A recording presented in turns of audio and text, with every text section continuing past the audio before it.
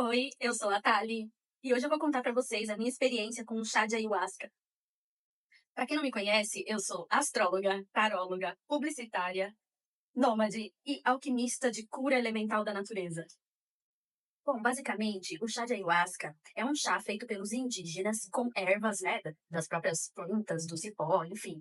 E esse chá, ele não é simplesmente para você ter uma pira, né, para você ter uma viagem, não. Ele é muito mais profundo do que isso. Ele fala sobre cura, sobre contatos espirituais, sobre espiritualidade. E o que o chá da ayahuasca pode fazer com a gente?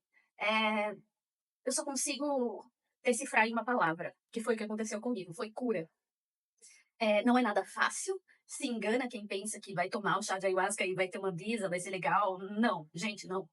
O chá de ayahuasca, ele pode ser extremamente pesado. Não só nas sensações físicas que ele pode dar pra gente, mas também no que você acessa emocionalmente e espiritualmente. Às vezes você não está preparado para isso. E é por isso que você só pode tomar o chá de ayahuasca se você se sentir preparado, se você ouvir o chamado do universo, se você tiver espiritualmente evoluído, assim, né? Já tiver ali dando uns passos a mais. Eu tomei o chá de ayahuasca depois que aconteceu o meu despertar espiritual, né? Na verdade, eu estou em processo de despertar espiritual. Mas eu senti muita vontade ali de tomar o chá de ayahuasca, porque eu precisava de mais respostas. Eu precisava de mais acessos, né, a todas as questões espirituais ali. E eu sabia, através de amigos, através de vídeos, através de relatos das pessoas, né? Eu sabia que com o chá de ayahuasca eu podia ter esse contato mais profundo do jeito que eu queria. Então vamos lá, que eu vou contar para vocês o que aconteceu. Bom, para começar aqui, para você tomar o chá de ayahuasca, você tem que ter um preparo antes. Então você fica fazendo uma dieta, você não pode comer carne, você não pode comer coisas com muito açúcar, coisas gordurosas. Tem todo um preparo, tem várias coisinhas ali que você não pode fazer. É, mais ou menos uns 3 dias antes do dia da consagração, né? Fora isso também, você precisa mentalizar o que você quer desenvolver, mentalizar questões espirituais. Tem que ter uma dieta, né, também da sua energia também, das coisas que você está fazendo ali antes de você ir consagrar o chá. No dia da consagração, você fica 3 horas sem comer e, enfim, e tem que estar num preparo, tem que estar num dia mais suave, mais leve, lá, lá, lá. E é isso. E aí você leva, pelo menos aonde eu consagrei, né, a gente levava frutinhas e coisas para comer depois da consagração do chá. Fora isso também a gente, levava uma cobertinha, um travesseiro, porque a gente precisa estar se sentindo super confortável na hora. O lugar que eu consagrei foi indicado para mim por amigos, né, era um lugar confiável, um lugar que todas as pessoas que fizeram, né, que consagraram ali o chá com eles, disseram que era super confiável, confortável, eles eram muito gentis, cuidadosos, né, porque às vezes, dependendo de como você se sente com o chá, você precisa de um suporte, você precisa de tirar informação, você precisa de uma ajuda, você precisa de N fatores pode acontecer ali que você vai precisar de uma equipe preparada. É o momento que você tá mais, de certa maneira, né, vulnerável. E eu consagrei em Florianópolis. Depois eu vou colocar aqui na minha descrição qual foi o lugar, para quem for de Florianópolis ou viajar até Florianópolis, para que possa dar uma olhadinha.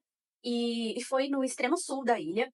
Foi um lugar muito legal, muito interessante. Parecia como uma cabana, assim, com bastante artefatos indígenas, bastante barulho de natureza, bastante conexão com a natureza. Foi um lugar que, quando eu cheguei lá, eu pensei, eu podia ficar aqui sem nem tomar o chá, que eu já teria aqui uma conexão super legal com a natureza e com a espiritualidade. E aí, como era como uma cabana, ele era um lugar redondo, assim, no meio tinha uma fogueira, que a princípio não estava acesa, né? Aí tinham vários colchonetes, e aí a gente se acomodava ali nos colchonetes. Todos os colchonetes do lado tinham um baldinho, porque em algum momento as pessoas, nem todo mundo, mas boa parte das pessoas precisam vomitar. E aí tem esse baldinho ali já pra se resguardar. Outra coisa que eles falam pra gente levar é papel higiênico. Porque tanto a gente pode cuspir, porque o chá ele é meio, né, o sabor dele ali, a pessoa pode se incomodar, é amargo, quanto você pode também precisar de vomitar.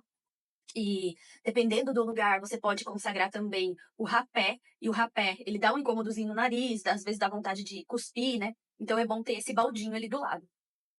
Para começar a cerimônia, tem os avisos, né, as explicações de como funciona a cerimônia, de como funciona o chá, o rapé, enfim, todas as medicinas indígenas que são trabalhadas ali. É explicado mais ou menos como funciona também o andar, né, da cerimônia. São apagadas as luzes, e aí fica com a luz da fogueira, né? Eles acendem a fogueira, e aí fica com essa luz forte ali da fogueira. Tem algumas velas, assim, estrategicamente, tá? Não é nenhum lugar que vai ser risco para os participantes ali, para quem tá consagrando a ayahuasca, não. É, e, e no início ali da cerimônia, o, o guia, né, a pessoa que está guiando a cerimônia, ele, pelo menos a experiência que eu tive, né, foi essa. Ele começou a batucar, cantar uma música indígena, aí tinha flauta, tinha batuques, tinha vários elementos ali de música indígena. E dentro desse espaço, né, tinham pessoas ali como guardiões, pessoas que estavam para ajudar também, para auxiliar em todo o processo. Além desse guia, tinha o moço, né, o rapaz, a esposa dele e mais umas 4 pessoas, ou não sei, 5 pessoas ajudando como guardiões ali do processo todo. Quando a gente começa a tomar o chá, eu estudei bastante, né? É muito importante a gente estudar muito antes da gente consagrar a ayahuasca. E antes de eu consagrar, eu estudei bastante, eu entendi mais ou menos como que seria o chá, como é que seria as possibilidades que poderiam acontecer, né? De efeitos ali, etc e tal.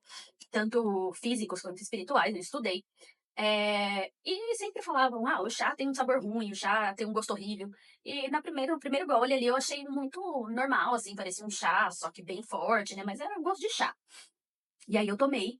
É, e aí eles davam pra gente um copinho, assim, quase como um copo, esses copinhos de bar, né? Aquele copinho americano. O meu veio quase cheio, não chegava a ser cheio, faltavam uns 2 dedos, assim, pra ficar o copo cheio. E eu fui tomando aos poucos, tomando, nananã, beleza. É, e aí eles avisam a gente, olha, demora de 20 a 40 minutos para fazer efeito. E aí eles iam cantando ali, batucando, cantando a música indígena, que era muito linda, foi muito legal para poder se conectar com tudo, escutando essas músicas que eles estavam tocando. Toda a cerimônia foi muito linda. E aí é, eu entrei num estado ali de meditação, porque eu já era acostumada, já sou acostumada a meditar. Então eu comecei a meditar ali para esperar chegar, né, os efeitos da ayahuasca. Quando começou a chegar o efeito, eu comecei a sentir. As primeiras coisas que eu comecei a sentir foram efeitos físicos. Então, assim, eu comecei a ficar enjoada, eu comecei a sentir a minha mão meio que tremer, quase como a pressão baixa, né? Quando a pressão da gente fica baixa, que a gente começa a dar uma desfalecida, assim. É uma sensação estranha que dá, mas é o efeito do chá, é assim mesmo. E também nem todo mundo vai ter o mesmo efeito. Esse foi o meu. E aí, eu fui sentindo aquilo, aquela sensação estranha, mas eu sabia, eu já tinha estudado, eu sabia que poderia acontecer essas coisas, então eu fiquei na minha, fiquei tranquila, continuei focada no meu processo. Tava todo mundo quietinho, todo mundo focadinho, cada um nos seus processos, né? Ninguém se incomodando com ninguém, todo mundo de olhinho fechado, que foi indicado pra gente, olho fechado, tudo acontece no olho fechado. Se você abre o olho, pouca coisa vai acontecer, o que acontece mais é no olho fechado. E então eu fiquei com o meu olho fechado, fui sentindo aquele mal-estarzinho, mas de repente foi passando. E de repente começou os efeitos do chá. A princípio eu comecei a ver umas imagens muito lúdicas, muito diferentes. Eu gosto de brincar que eu falo daquele filme Dumbo, quando o Dumbo usa uma determinada droga lá, um alucinógeno, não sei, não me lembro direito, e ele começa a enxergar cores e começa a enxergar coisinhas na cabeça dele assim. É, eu achei meio parecido, de certa maneira, assim, o efeito.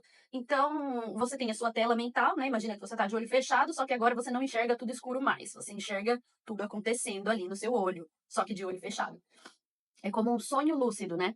E aí eu enxergava várias cores aqui, para todo lado, várias cores. Aquelas bolas de coloridas, né? Aquelas mandalas, né, coloridas. E, de repente, na minha mente, eu tava meio que dentro de um circo, um espetáculo, algo assim. E eu via realmente, eu via palhaços, eu via aquele carrossel, né, de cavalinho, de coisa de circo. Eu via muitas coisas como elementos da natureza, fadas, eh, várias coisinhas assim. E tudo muito lúdico. Aconteciam coisas ali no meu olho que eram muito lúdicas. Por exemplo, sei lá, de repente um macaco, ele abre a boca, sai a língua dele, de repente a boca dele abre inteira e ele vira uma bola. Eu não sei, eram coisas muito lúdicas, é difícil de explicar. Mas é uma experiência única, cada um vai enxergar uma coisa, né? Eu conversei com outras pessoas que não enxergaram desse jeito, enxergaram outros sentidos, mas tudo assim, de uma maneira diferente, né, do que a gente está habituado.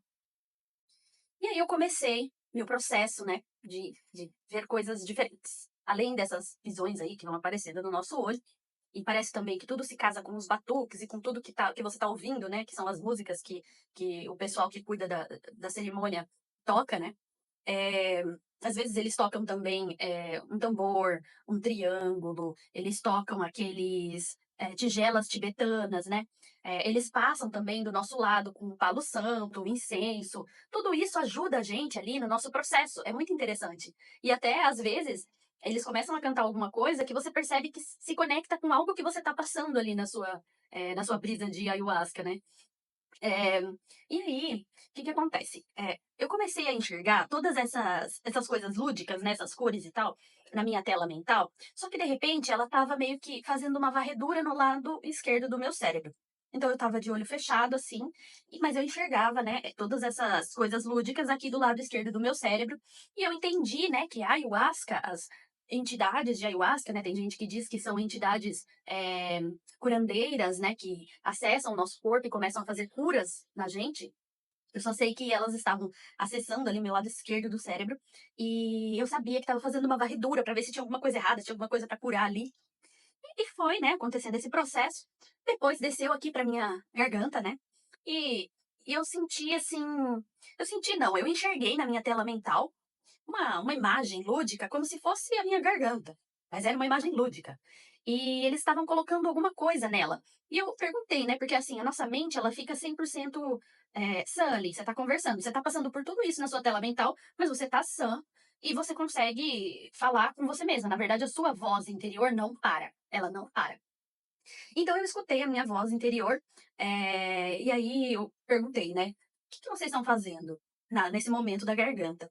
E outra voz, né, que era minha própria voz, mas eu sabia que não era eu falando, disse assim: "A gente está abrindo a sua laringe, limpando, melhorando, cordas vocais e tal". E eu achei aquilo muito interessante, continuei ali focada, e aí eles foram descendo, chegou no meu coração, eles tudo que eu falo, assim, é eles e tal, era só sensações da minha cabeça, tá, não senti nada físico. Eu sabia que eles estavam me fazendo cura, mas eu não tive nenhuma sensação física.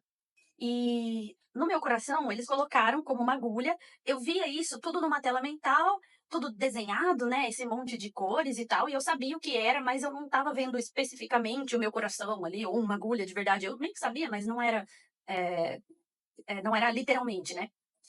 E aí, como uma espécie de agulha no meu coração, e começaram a tirar coisas do meu coração. Não sei o que que era, mas eu achei muito interessante. E eles iam fazendo aquilo, e eu sabia que estava me dando um alívio, mas eh, eu ainda estava ali, né, tentando entender o que estava acontecendo. E aí eles foram fazendo essa varredura no meu corpo, chegaram no meu estômago, e aí eles falaram assim: "Não tem nada aqui, tá limpinho". E eu achei curioso, né, porque eu tenho uma alimentação vegetariana, eu tento me alimentar saudável, então eu achei curioso eles falarem: "Tá limpinho". E eles seguiram fazendo a varredura no meu corpo. Chegaram no meu útero.